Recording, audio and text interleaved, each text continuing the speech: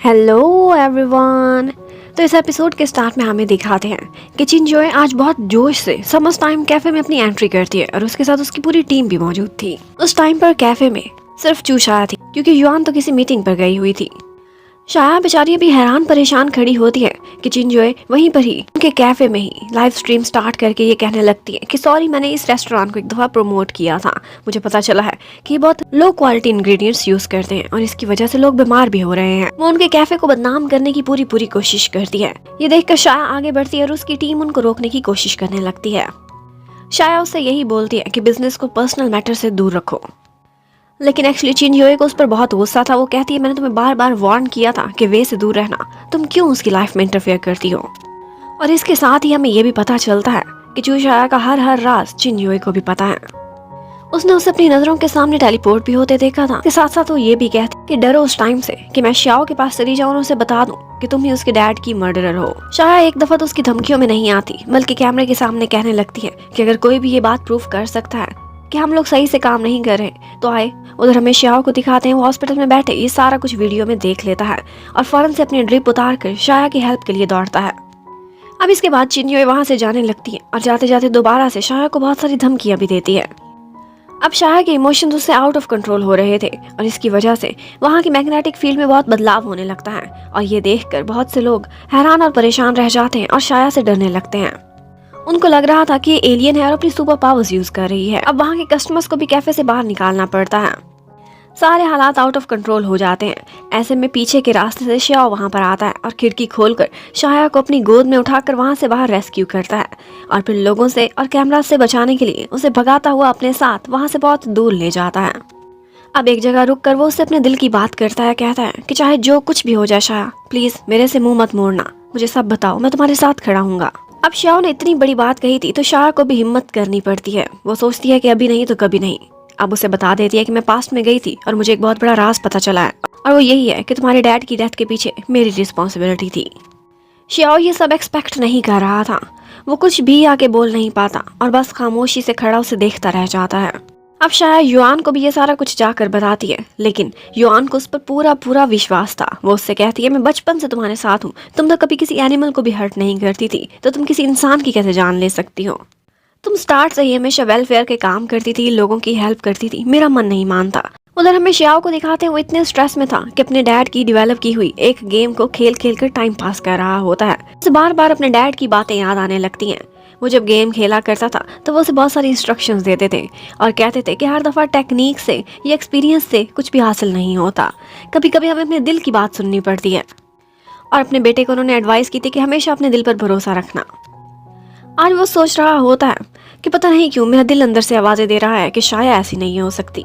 अब उसे समझ नहीं आ रहा था कि दिल की सुने या फिर वो जो शाया कह रही है। शाया इतनी अपसेट थी तो युआन उसे बहलाने के लिए अपना एक पुराना सा बॉक्स लेकर आती है जिसमें उनकी बचपन की बहुत सारी यादें थी और कॉलेज की फोटोज भी। शाया बहुत कुछ देखती है लेकिन उसे कुछ भी याद नहीं आता। यहाँ पर कुछ ऐसी फोटोज भी थी जो बीच से कटी हुई थी, लेकिन युआन इसकी रीजन नहीं बताती कि इसमें थर्ड पर्सन कौन था। अब चिनजोए ने जो कुछ जाकर कैफे पर किया था उसकी सजा उसे मिल जाती है और वो यही थी कि अब वो वे की प्रोडक्ट को लॉन्च नहीं करेगी। वो अपनी तरफ से 100% रेडी बैठी हुई थी लाइव स्ट्रीमिंग देने के लिए, लेकिन एंड टाइम पर ऑर्डर आता है कि मॉडल चेंज हो गई है। वे ने अब किसी और लड़की को हायर कर लिया था। अब चिनजोए इसी बात पर लड़ने के लिए वे के ऑफिस में पहुंच जाती है, लेकिन वो कहता है कि जो कुछ तुमने लाइव स्ट्रीमिंग में शाया के साथ किया है कि यही सजा बनती है। तुम्हारी हिम्मत कैसे हुई, मैंने तुम्हें बोला था शाया से दूर रहना। तो आगे से चिनजोए कहती है कि उस दिन जब तुम दोनों बातें कर रहे थे तो मैंने सब सुन लिया है। वो कितनी बुरी इंसान है, उसने चोरी की और उसके बाद किसी की जान चली गई। तुम ऐसे इंसान की सुरक्षा कैसे कर सकते हो। अब वे भी ये सुनकर हैरान था कि इसने चोरी चोरी उस दिन बातें सुन ली थी। अब वो क्या कहता कि वो नहीं, मैं कल्प्रिट हूँ। उसे सिर्फ इतना ही कहता है कि उसने जो कुछ भी किया था मेरे लिए किया था, वो मुझसे बहुत प्यार करती थी और अब भी मैं उसे प्रोटेक्ट करूंगा क्योंकि ये सब कुछ मेरी वजह से तो हुआ था। और इसके साथ ही उसे ऑर्डर करता है कि शाया से दूर रहना और अभी के लिए यहाँ से चले जाओ। उसका मूड बहुत खराब था। यहाँ पर मिस्टर जाओ फिर वे से मिलने के लिए आता है। वे को जब पता चला था कि शियाओ मिस्टर शू का बेटा है तो वो उसको इन्वेस्टिगेशन करने लगता है। यहाँ पर शियाओ की सीवी उसके टेबल पर पड़ी होती है। वो मिस्टर जाओ की कंपनी में काम करता था, लेकिन वो कहते हैं कि ये कहीं से भी जीनियस शू का बेटा लगता ही नहीं है। ये तो ऐसे ही गुड फॉर नथिंग है, इसे तो कोई अच्छी जॉब भी नहीं मिल रही थी और मेरे ऑफिस में भी ये किसी की सिफारिश से आया है। वे ये सब सुनकर काफी हैरान होता है, लेकिन फिर भी वो उसे कहता है कि जैसी चीजें सिंपल दिख रही हैं, मुझे लगता नहीं है कि ये सब कुछ इतना सीधा होगा। लेकिन जाओ का कहना था ये टेंशन लेनी छोड़ो और जो मैंने तुम्हें कोर्स चोरी करके दिए हैं उन पे काम करना स्टार्ट करो। उधर शियाओ बहुत हैरान खड़ा हुआ होता है। कल्प्रिट की फोटो जो आज तक खाली थी, क्या इसमें वो शाया की फोटो लगा दे? ये लगाने को उसका मन नहीं मान रहा था। इतने में शियाओ को रात को ही ऑफिस से कॉल आती है। वो इमरजेंसी में भागता हुआ जाता है तो पता चलता है कि उसे फायर कर दिया गया है और उसका सारा सामान बाहर पड़ा है। इतनी सारी सिक्योरिटी भी खड़ी थी कि जैसे वो कोई आतंकवादी हो। एक्चुअली जैसे ही मिस्टर जाओ को पता चला था कि ये शू का बेटा है तो उन्होंने उसे फायर करा दिया था और अभी भी वो खड़ा उसका मजाक उड़ा रहा होता है कि जैसे तुम मेरी एक ठोकर से गिर जाओगे। शियाओ बहुत हर्ट होता है, वो परेशान था। उसे इस बात से भी बहुत हैरानी थी कि आखिर शाया ने ये बात आउट क्यों की कि मैं मिस्टर शू का बेटा हूँ, और यही बात आउट होने के बाद उसे कंपनी से भी निकाल दिया गया है। यहाँ पर उसके अंदर आत्मा एक तरफ से उसे कहने लगती है कि शाया को छोड़ो, वो भी मिली हुई है, वो भी कल्प्रिट है। लेकिन दूसरी तरफ से उसके दिल की आवाज थी जो उसे कहती थी तुमने इतने दिन शाया के साथ गुजारे हैं, वो स्वीट है और तुम उससे प्यार करते हो, इसलिए उसका साथ कभी ना छोड़ना। अब नेक्स्ट डे हमें दिखाते हैं कि दोबारा से शाया के कैफे पर लोग पहुंच जाते हैं। उन्होंने कैमरास उठाए हुए थे और उससे कहने लगते हैं कि क्या तुम एलियन हो, हमें अपने सुपर पावर्स तो करके दिखाओ। बिल्कुल ऐसे लग रहा था कि जैसे वो मद्दारी हो और शाया को बंदर बनाकर नचाना चाहते हो। उस बेचारी को बहुत इंसल्ट फील होती है, वो इतनी अपसेट हो गई थी, उसे समझ नहीं आ रहा था। इतने में शियाओ उसकी रेस्क्यू के लिए पहुंच जाता है, उन सारे लोगों पर पानी गिराता है और उन्हें शर्म दिलाता है कि अपनी रेटिंग्स के लिए तुम लोग क्या कुछ कर रहे हो। वो एक इंसान है, हम सारे इंसान हैं, तुम लोग इतना कैसे गिर सकते हो। उनको भाषण सुनाता है, उनको शर्म दिलाता है। उनको वहां से भेजने के बाद शाया को पिगीबैक करता हुआ वहां से दूर ले जाता है। शाया बेचारी बहुत अपसेट हो गई थी। यहाँ पर शियाओ उससे कहता है कि मेरे मन को तुम पर विश्वास है कि तुम कोई गलत इंसान नहीं, मैं भी फैसला कर चुका हूँ कि तुम्हारा साथ दूंगा। और फिर इसके साथ ही शियाओ को एक जबरदस्त आइडिया आया था। सबसे पहले तो उसने शाया के ऊपर से एलियन का टैग हटाना था।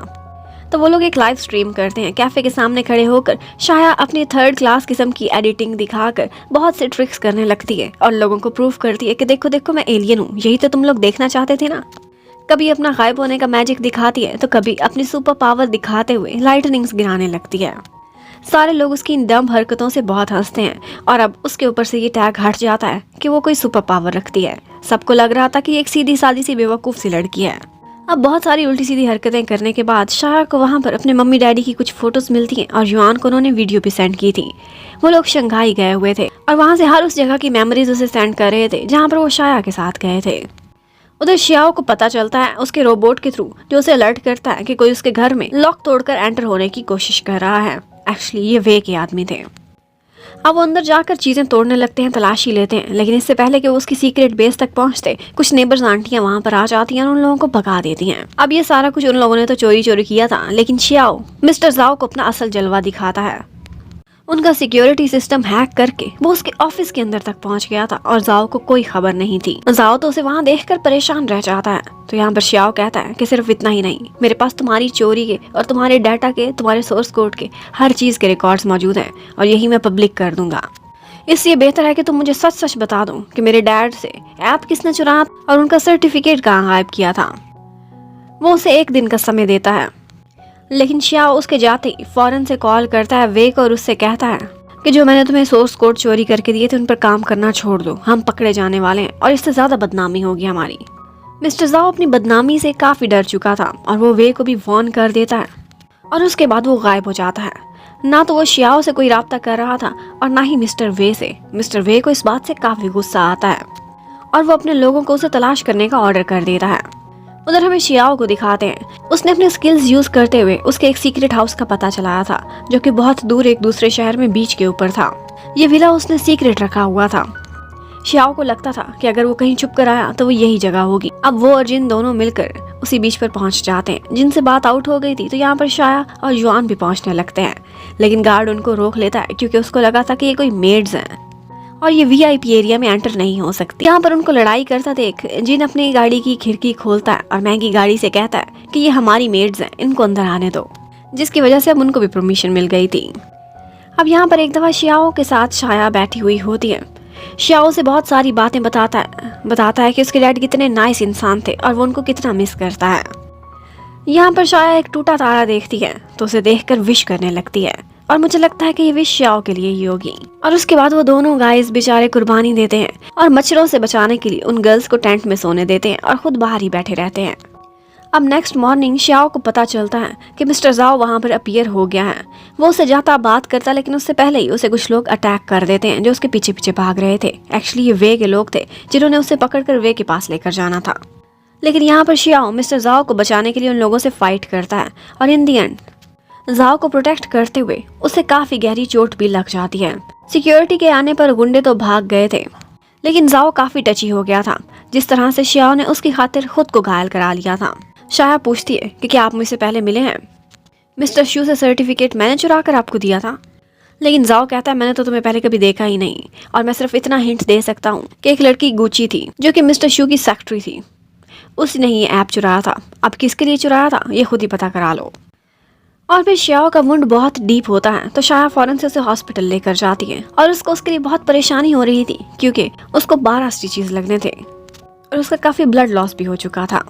अब शाया वापस आ जाती है और बहुत गुस्से में वो वे के ऑफिस में जाती है और उससे कहती है कि तुमने बहुत कुछ मुझसे झूठ बोला था, मैं वो नहीं हूँ जिसने सर्टिफिकेट चुराया था, बल्कि वो तुम ही थे। अब आगे से वे बहुत कामली उसकी बात सुनता है और फिर कहता है कि तुम सिर्फ अपने दिल की बात नहीं बोल सकती, मैंने तुम्हें जो कुछ भी बोला था उसके सबूत दिखाए थे, तुम्हारे पास क्या एविडेंस है कि तुम चोर नहीं थी और मैं था। अब ये सुनकर शाया का मूड बहुत खराब हो जाता है और वो उसे धमकाने के लिए, ब्लैकमेल करने के लिए उसे अपनी सुपर पावर्स का जलवा दिखाती है। उसे डराने के बाद वो उसके ऑफिस से चली जाती है। अब वे को भी उस पर बहुत गुस्सा था। वो सीधा जाता है रिसर्चर वोंग के पास जो उस वक्त अपनी एक मशीन को ठीक कर रहा था जो उस दिन ब्लास्ट में डैमेज हो गई थी। वे उसे बहुत बड़ी ऑफर देता है, कहता है कि तुम जो मांगोगे मैं तुम्हें दूंगा, लेकिन मेरी एक ही डिमांड है और वो ये है कि शाया को इस दुनिया से कहीं और टाइम और स्पेस में गायब कर दो, बस वो मेरी जिंदगी से निकल जाए। वोंग कहता है कि ये तभी पॉसिबल होगा जब मेरी मशीन ठीक होगी। अब वे को बस उसकी मशीन ठीक होने का इंतजार था। उधर जुआन आज शाया को बताती है कि एक्चुअली गुची हमारी ही तीसरी फ्रेंड थी। कॉलेज में वो तुमसे काफी क्लोज होती थी, लेकिन उसके बाद तुम लोगों की पता नहीं किस बात पे लड़ाई हुई। इसके बाद से तुम उसका नाम भी सुनना पसंद नहीं करती थी, और अब जब से तुम मिसिंग होकर आई हो तो मैंने उसकी फोटोज इसलिए काट ली थी, तुम्हारे सामने जिक्र नहीं किया था क्योंकि तब भी तुम्हारी उससे बुरी यादें थी, तो अब भी मैं नहीं चाहती थी कि तुम्हें अपसेट कर। अब श्याओ और शाया फैसला करते हैं कि वो गुची के एरिया में जाकर उसकी तलाश करेंगे, लेकिन वहाँ जाकर उनको पता चलता है कि उसकी तो 8 साल पहले ही एक कार एक्सीडेंट में डेथ हो गई थी। अब इसके बाद शाया कहती है कि आज तो मैं तुम्हारे घर पर ही रहूंगी, शायद कोई क्लू मिल जाए तो हम मिलकर शेयर करें। लेकिन श्याओ काफी अपसेट फील करता है। वो इतना एम्बैरेस हो रहा था क्योंकि जब से उसने उससे लव कन्फेशन किया था और उसने उसे रिजेक्ट कर दिया था, ये उसके बाद से पहली दफा थी कि वो उसके घर पर रात रह रही थी। यहाँ पर वो काफी अजीब अजीब सा बिहेव करता है और ये बात शाया ने भी नोटिस की थी। वो जब उसे देखता था शर्मा जाता था या इग्नोर करता था, और एक दफा तो वो गिरने लगती है तो वो उसे आगे बढ़कर संभाल लेता है, लेकिन उसे इतना अजीब लगा था कि वो उसके साथ काम करने से ही इनकार कर देता है और इसके अलावा उसे अपना ग्लास भी शेयर करने नहीं देता जिससे उसने खुद पानी पिया था। अब शाया इस वजह से बहुत अपसेट होती है तो युआन उससे कहती है कि देखो उसने तुमसे अपने प्यार का इजहार किया था, तुमने उसे रिजेक्ट किया, तो अब तुम्हारा जिम्मा बनता है कि तुम जाकर सब कुछ कन्फेस करो कि तुम भी उसे लाइक करती हो। ये हालात तभी नॉर्मल होने वाले हैं। अब शाया इन्हीं सोचों में पड़ी हुई होती है और फिर हिम्मत करके एक प्यारा सा केक बनाती है जिस पर उसने उसे आई लव यू लिखा था। अब वो श्याओ को बुलाती है वो केक दिखाने के लिए, लेकिन उससे पहले ही भागता हुआ जिन आता है और उसके ऊपर से कुछ उठाकर खा लेता है, जिसके बाद उस केक में आई लव यू नहीं सिर्फ IOU रह गया था। अब उसका एक पहला प्लान तो जिन की वजह से नाकाम हुआ था। उसके बाद वो बैलून्स के ऊपर आई लव यू लिखकर छोड़ती है, लेकिन जिन आकर वो सारा कुछ भी बर्बाद कर देता है। वो बार बार उसके प्लान्स को खराब कर रहा था, तो इसलिए सजा के तौर पर जुआन उसे एक जगह पर लॉक ही कर देती है और उसे टॉर्चर करने लगती है कि तुम्हारा फ्रेंड है, अब तुम ही कोई आइडिया दोगे। तो यहाँ पर जिन उनकी हेल्प करने के लिए उनको 2 टिकट्स निकाल कर देता है और कहता है कि ये टेक्नोलॉजी फेयर के हैं और ये वो फेवरेट जगह है जहाँ पर जाना श्याओ बहुत पसंद करेगा, इसलिए बेहतर है कि तुम दोनों यहाँ डेट पर जाओ। अब शाया बदले में ये टिकट्स लेकर काफी खुश थी और वो उसे माफ कर देती है। अब वो श्याओ के साथ जा रही होती है तो हिम्मत करके उसे वही 2 टिकट्स देती है और कहती है कि तुम्हारी फेवरेट जगह है, क्या तुम जाना पसंद करोगे? श्याओ वो टिकट्स देखकर बहुत खुश हो जाता है और कहता है हाँ मैं जरूर जाऊंगा, बल्कि जिन को भी साथ लेकर जाऊंगा। शाया को बहुत गुस्सा आता है उस पर कि ये मेरे दिल की बात को क्यों नहीं समझ रहा, लेकिन इससे पहले ही उसके सामने चिन्योए आकर खड़ी हो जाती है जो कि उसके अपार्टमेंट के बाहर ही उसका वेट कर रही थी और वो श्याओ से कहती है कि मैं इससे कुछ अकेले में बातें करना चाहती हूँ। अब वो क्या बात है ये तो हमें नेक्स्ट पार्ट में ही पता चलेगा। Thank you for watching, stay connected, bye bye.